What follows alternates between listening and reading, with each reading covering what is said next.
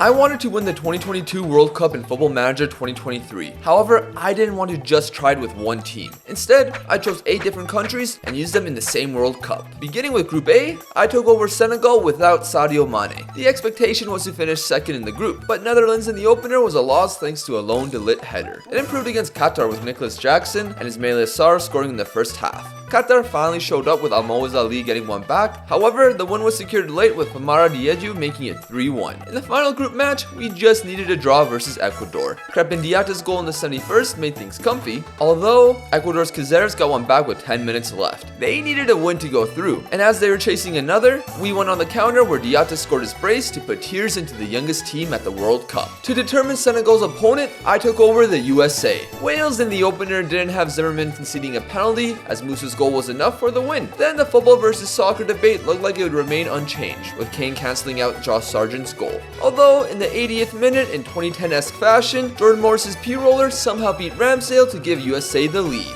Jesus Ferreira put salt in the wound with a great free kick to confirm the sport officially changing its name to Soccer Worldwide. I don't make the rules. Iran then got smacked up 3-0 in the final match to confirm the USA in first place. With this surely being Messi's last World Cup, winning it for him was the plan. Guiding them out of the groups was challenge 1. However, Saudi Arabia was cooking, and Al-Dessari scoring in the 11th shocked many. We'd go down the pitch right away, and Enzo Fernandez equalized. Then in the 48th minute, Cameron nodded home a rebound to give Saudi Arabia the lead again. Messi immediately equalized. Still not an ideal start, so in a must-win versus Mexico, a goal right before halftime from Lautaro Martinez gave Argentina a tight 1-0 victory. Then to secure first place, we battled where we got out XG'd by them and only drew, finishing behind Mexico in second. So we had to face the winner of Group D? Oh, great. No. For Group D, I took over France to see if we can become the first back-to-back winner since Brazil in 1962. Australia received the Olivier Giroud smoke show with him scoring a brace, and an 85th minute 2-1 winner versus Denmark secured qualification. Ousmane Dembele and Giroud would then contribute versus Tunisia to finish on top of their group and bring a rematch of the 2018 World Cup. Group B would be too boring with Spain or Germany, so I tried to get Japan into the knockout stages of the World Cup. It wasn't looking good initially as Musiala opened the scoring for Germany. Keep in mind, I wasn't able to call up the J-League players, so I called up players like Celtic's Kyogo Furuhashi who equalized the match versus the Germans. Things were looking good until Gnabry took the lead with 5 to go. A miraculous mistake was made by Schlotterbeck, which Kubo took advantage of, giving us a point. So we defeated Costa Rica, right? Fuller shot! And it's in! Costa Rica defeated us 1-0. It was do or die versus Spain, who just needed a draw. Late in the half, Tomoyasu received a pass out wide, and the Spanish players were in awe of the man as he dribbled unchallenged, taking a shocking lead. Spain were putting in a pitiful effort, as in the last 10 minutes, Ritsu Duan was taken down in the box, and Kamada sealed Japan's spot into the round of 16, finishing in second. They'd face the winners of Group F, and in that group, I chose to play as Morocco to see if we could overcome the powerhouses of Belgium and Croatia. Hrvatska didn't go to plan with Elias Chair getting sent off 34 minutes in. Right after, Pasalic found space at the back post to give Croatia a 1-0 lead. That would double as prior to the interval, a Perisic cross was nodded into the goal. That was the final score, and while getting a draw versus Belgium was great, a win was necessary versus Canada. Also, Belgium would need to lose and have a worse goal difference. We did our job, as Enesiri with little time left on the clock found space behind Canada's back line for the winner. Belgium would get rolled by Croatia. 60,000 people witnessed 4 goals past Courtois, as Hrvatska won 4-0 and finished first in the group. Thanks to that, Morocco finished second due to goal difference. Since I've already done a YouTube short of me playing as Brazil, I decided to use Serbia at the 2022 World Cup. The opener versus Brazil was a tight affair. Trying to sit deep and defend was working well. Brazil struggled to create chances, but in the 85th minute, Neymar's dangerous free kick delivery led to Kostic shoving Casemiro. Just like that, all the work was undone. Refusing to make a plan B was our biggest downfall. Cameroon and Switzerland are both winnable games, but Milinkovic-Savic was the closest to finding the net. While we didn't concede a goal in the final 2 matches, we didn't score any either. 0.09 expected goals in a must-win versus Switzerland really summed up our World Cup. Finally, in Group H, I decided to try to win the World Cup with Portugal to cement Ronaldo's legacy. The opener versus Ghana was as easy as it could get, as Ronaldo became the first player to score at 5 separate World Cups. With the aid of João Felix and Bruno Fernandes, Portugal left with a 3-0 victory. Uruguay was a different story. As he did in 2018, Edison Cavani took the lead with an impressive left-footed strike. Ronaldo would equalize, but I guess he put too much hair gel on as he was barely offside. Nothing else came as Portugal were set up for a must-win versus South Korea. Uruguay defeated them, so for Portugal, it was all about qualifying, no matter how. An 18th minute Ronaldo back post header gave us a 1-0 lead. Meanwhile, Ghana versus Uruguay was mayhem. Iñaki opened the scoring, and Ayu did what Asamoah Gyan couldn't do in 2010 and scored a penalty, unlike in real life. Despite Darwin getting one back, Andre Ayew would get revenge over Uruguay. Back to Portugal, Nuno Mendes scored late to give Portugal a 2-0 victory. And thanks to goal difference, first place in the group. I got 7 out of the 8 teams through, which is pretty solid. The problem was that 6 of them were on the same side of the bracket, which means I'm gonna have to manage against myself. That began with Argentina versus France, where there were problems. For one, Messi was not fully fit, and the only other reliable winger, Di Maria, was injured. On France's side, it didn't matter what issues they had, as the GOAT Olivier Giroud opened the scoring. Messi had a decent free kick, and Argentina should have equalized as he found Lautaro Martinez, whose big chance was denied by Lloris. Despite changes being made for both sides in the second half, including Deschamps having the balls to take off Mbappe, dread from it, run from it, Olivier Giroud arrives to make it 2-0. As France went more defensive, the Argentinian manager was sweating as, what the hell do you do? Nothing, as Muani causes Otamendi to score an own goal, and Messi's World Cup dream will forever remain as that. France still had the hope to repeat, and they faced the winner of USA versus Senegal. Another game where I'm managing myself. Which one of these sides will pull a 2002 and make the quarterfinals? Senegal without Sadio Mane, or the energetic USA side? With both sides even on paper, it was Senegal who came up with the big chances, but 0-0 at halftime. As nothing continued to happen in the second, several changes were made. Finally, Greg decided to play one of USA's best players and brought on Gio Reyna. Senegal would immediately score off a free kick. The Americans had to attack even more, while all Senegal had to do was close the game out. Can the USA get back into it and send it to extra time, or is Senegal going through? Josh Sargent. He finds Haji Wright! Out of nothing! Senegal! USA! 1-0! Senegal had to get back to how they were playing prior, but the USA were starting to run away with the match. In the 108th minute, a simple long ball would lead to history. Sargent to Gio Reyna! Gio Reyna! America! So that's why you play Gio Reyna. Senegal had to go for it, while the Americans became more cautious, which nearly cost Berhalter's side. No worries for him, as USA won on the counter and Gio Reyna got his second. Senegal got one back in the 121st minute, but too little too late, as the USA would later face off with France. After shocking many predictions, Morocco were set to face Germany in their first World Cup knockout match since 1986. Now, I know Harit wasn't called up in real life, but one of the players wasn't appearing in my game, so I brought him in. I wasn't going to play him in the round of 16, but Hakim Ziyech was injured and I thought, that's unfair. So, Harit played. Plus, we're the underdogs. I think it's alright. Here we go, Amala. Harit. Harit!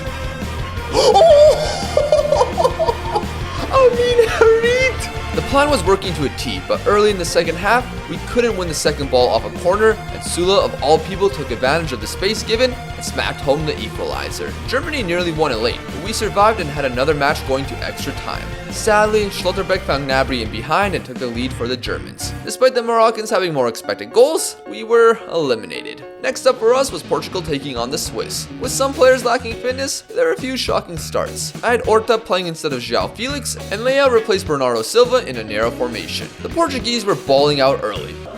To Horta! Oh!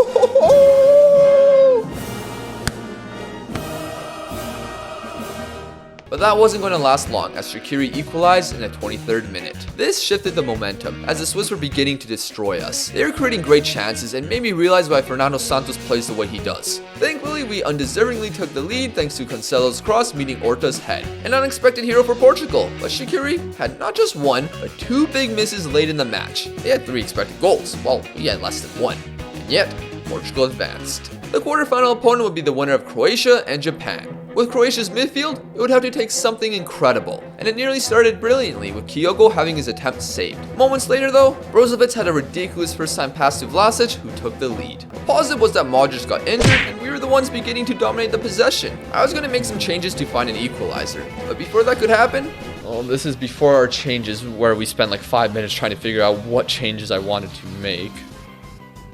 Oh! Asano! Oh!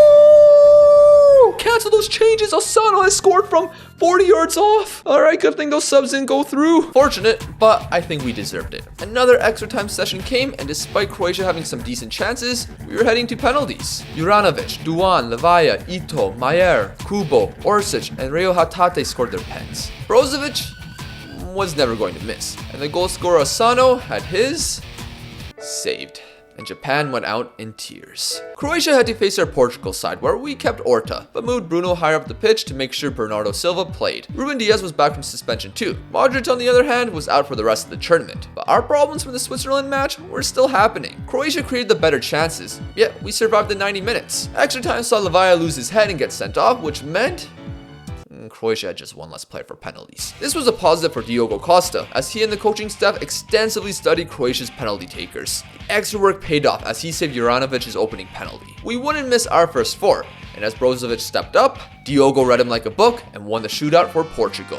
Ronaldo was initially pissed that he wasn't the hero, but his semi-final plays made that thought go away quickly. I was guaranteed to be playing in a World Cup final, as once again, I was against myself. It wasn't much of a contest. Griezmann scored in the 2nd minute, Ousmane in the 30th, and Muani in the 82nd. The bad news was that Theo Hernandez and Griezmann got injured and were out for the rest of the tournament. Going into the semi-final, it was now or never for Ronaldo. But it wasn't going to be easy, as France wanted to continue to cement their international legacy. With Griezmann injured, France switched to a more balanced formation. Yes, that's Veretout starting in a World Cup semi-final. For Portugal, Bernardo Silva and Cancelo were controversially dropped, while Antonio Silva started due to Pepe's suspension. Ousmane though, Ousmane. Oh, penal! Give it to Giroud! And now Olivier Giroud is stepping up to put France up, and he scores his 6th of the tournament. Olivier Giroud. France were like the World Cup leads. Ronaldo? Oh, Ronaldo! It's offside though. And start wasting a little time. So I think you move Bruno to shadow striker, bring on Bernardo Silva, make Ronaldo a poacher, and turn Gonzalo Ramos the advanced attacker. Oh, here we go. Ramos? This is what I'm talking about. Nuno Santos, genius. Probably shouldn't have wasted time. Shouldn't have been that cocky, Deschamps. I mean, this Portuguese side have some good technical ability. And now Gonzalo Ramos in behind again. He hits the post. I think France, you're just okay. That's twice he's gone in behind. Never again. Drop the line. Portugal's definitely been the better team. Mbappe on a 6.5. Another match of extra time. And with Portugal getting the better of the second half, France had one trick up their sleeve. Karim Benzema has magically recovered from his injury, and Deschamps, out of nothing, is bringing the 4-2-2 out. And Camavinga is going to get subbed off for Big Benz. But highlight right off the rip. Oh, Hernandez wins it. It's Benzema! Benzema! A miracle! Allez bleu! With France getting another chance and Rafael Guerreiro getting injured, Portugal had to go bold. And now France are on the counter. France in behind to Muani. Muani! Muani has done it! Portugal will get one back, but even with Muani missing a penalty, France secured the result and crushed Ronaldo's World Cup dream. In the final, France would play the Netherlands, who defeated England, Mexico, and Germany. They also haven't conceded a single goal in the tournament. Despite this not being their best ever team, they had an opportunity to win their country's first ever World Cup. As France, I decided to continue what worked versus Portugal and switch to a more attacking 4-4-2. Or how I would say, 4-2-2. But Benfica is obviously fun, safe to do. I think a lot of great talent. Mbappe! Oh my gosh. Is there more to this highlight? Malen? Okay, wow. Mbappe! Mbappe! Mbappe! And France take the lead in the World Cup final! Malen trying to do something there. I want Giroud to score. Please let Giroud score. Mbappe! Here's Mbappe! Oh my word! He's done it again!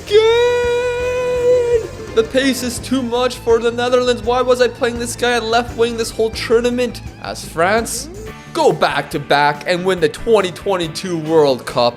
Allez, allez, allez. Let's go. And the World Cup trophy given to Lloris. Surprising the FIFA president has had a hair transplant. And Lloris lifts up the trophy. And France are crowned world champions once again. No World Cup curse here. For those interested, the Golden Boot went to Olivier Giroud. Vizsla won the Golden Glove, Saka won the Best Young Player, Jordan Morris won the goal of the tournament, this was a team of the tournament, and the Golden Ball winner goes to France's all-time goal scorer, Olivier Giroud.